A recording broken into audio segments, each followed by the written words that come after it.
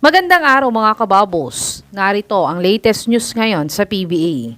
Coach Yeng Guiao galit kay Ismael Romero sa ginawa niya sa former player niyang si Nick Demusis. Bobo, pipirma na ng kontrata sa TNT. At Magnolia Hotshots, may iba palang gustong maging import na ex-NBA player sa Commissioner's Cup.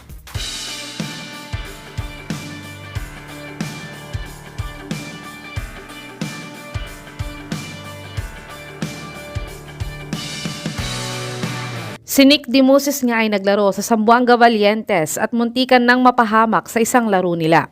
Matapos siyang sugurin at sipa-sipain ng import ng Meralco na sa Ismael Romero.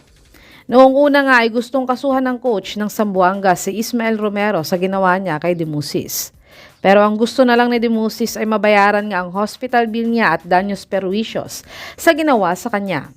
At ayon nga kay Sir Snow Badua ay tinakbuhan nga daw ni Romero si Demusis sa Dubai. At ngayon nga ay kinuha pa din siya ng Meralco na import nila sa East Asia Super League at pati na nga sa Commissioner's Cup. Pero ayon naman sa former head coach ni Demusis na si Coach Yeng Guiao ay magiging iba daw ang senaryo ng incident na yon kung nasa may rain or shine pa din si Demusis nang mangyari ito.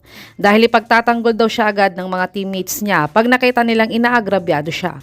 Sa tingin niyo mga kababos, dapat ba bang kunin ng Meralco Bolts na import si Ismael Romero sa Commissioner's Cup kahit na hindi pa niya inaayos ang atraso niya kay Nick Demusis? I-comment nyo na po yan sa baba. At Bobo, pipirma na ng kontrata sa TNT. Kinumpirma na nga ni Coach Jola sa si Bobo nga ang gusto nilang gawing import ngayong Commissioner's Cup. At ayon din sa legit source na Spin.ph ay after 2 days nga daw ay darating na si Bobo sa Pilipinas.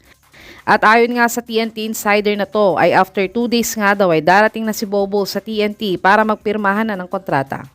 Kung matuloy nga ito ay si Bobo na ang isa sa mga pinakamatangkad na magiging import sa PBA. Si Bobo ay nag-average ng 6.8 points, 2.9 rebounds, 0.6 assists, 0.3 steals, 0.7 blocks, 34% 3-point shooter at 76% free throw shooter sa kanyang 2024-2025 NBA season.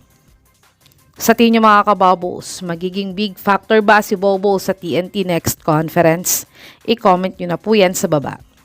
At Magnolia Hotshots, ex-NBA player pala ang original import nila. Nasign na nga ng Magnolia Hotshots si Terrell Brown Suarez last Sunday. At siya nga ang magiging import nila para sa nalalapit na Commissioner's Cup. Pero ayon nga sa isang interview kay Coach Tenorio, ay ang former PBA best import at ex-NBA player na si Jonathan Williams nga daw ang tunay sana nilang import sa Commissioner's Cup. Pero siya nga daw ay hindi available ngayon. Dahil siya nga daw ay nag-i-import din ngayon sa England. Kayo mga kababos, mas magiging malakas ba ang Magnolia Hotshots kung si Williams ang nakuha nilang import sa Commissioner's Cup? I-comment nyo na po yan sa baba.